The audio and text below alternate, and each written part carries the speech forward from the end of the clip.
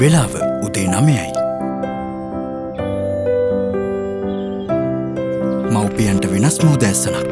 වෙනස්ම වැඩක් සූදානම්. මගේ නම ලක්ෂිකා කුරේ. ටීචර් එන්නකෝ අපිට මේ පේරන්ට්ස් මීටින් එකක් තියෙනවා කියලා අපි දන්නෙත් නෑ. මොකද හේතුව කියලා. எந்த தப்பும் பண்ண மாட்டா சமத்தான பொண்ணு. ஆனா இன்னைக்கு வர சொன்ன காரணத்தை பத்தி நமக்குள்ள ஒரு கொஞ்சம் கியூரியாசிட்டி கூடி இருக்கு. எக்ஸைட்டிங்கா இருக்கு. தெரியல. அது டீச்சர் இன்னைக்கு கிவ் பேரண்ட்ஸ் மீட்டிங் එක. Good morning ළමයි. Sorry. මට වැරදුනා. Good morning parents. ඔයාලා කල්පනා කරන්න ඇති නේද ටීචර් අයියාද අම්මලාට එන්න කිව්වේ කියලා. අද මම ඔයාලට පොඩි ටෙස්ට් එකක් දෙන්නයි යන්නේ.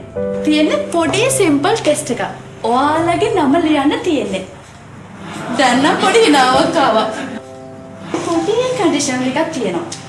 මම ඔයාලට මෙන්න මේ වගේ පේපර් එකක් දෙනවා හැමෝටම. ඒ පේපර් එකේ මේ රූල් දෙක මැද තමයි ඔයාලට ලියන්න තියෙන්නේ. මේ හැම දෙයකටම ඔයාලට තියෙන විනාඩි 5යි. දැන් හැමෝම Tamanට ලියන්න හුරු අත උස්සන්න බලන්න මට.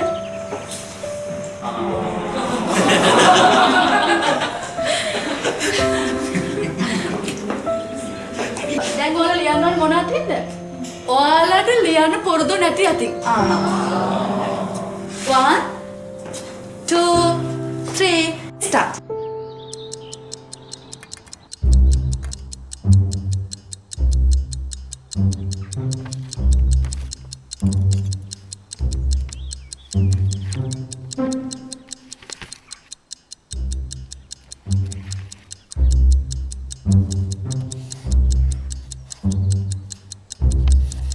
තව අපිට විනාඩියක් තියෙන්නේ.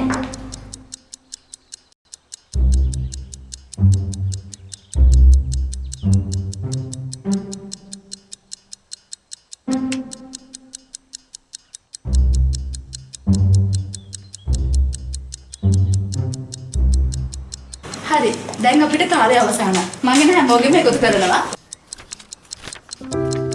මට විනාඩි 2ක් දෙන්න මම මේ ඔක්කොම චෙක් කරලා කියන්න හැමෝටම එන. Thank you. මෙන්න ප්‍රතිඵල. අපි දෙන්න ලොකු දෙයක් ඉගෙන ගත්ත එකෙන් අනිවාර්යෙන් ලොකු වෙනසක් තියෙනවා මේ මීට කලින් කරලා නැහැ වගේ නිකන්.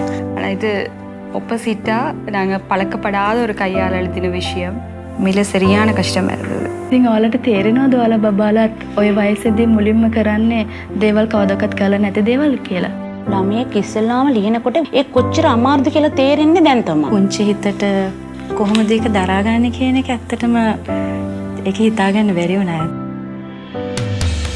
පෙර පාසල් යන වයස අවුරුදු 4ට වැඩි දරුවන් අලුත් ස්කිල් එකක් දිනපතා ඇති කරගත යුතුයි. ඔබේ පෙර පාසල් වයසේ දරුවාට දිනපතා මේ වගේ අලුත් අභියෝගවලට මුහුණ දෙන්න සිදු වෙනවා. ඉතින් මේ අලුත් ලෝකේ ජය ගන්න ඉගෙනුමට ක්‍රියාශීලී වර්ධනයට ඔබේ දරුවා නිසි පෝෂණයකින් සූදානම්ද?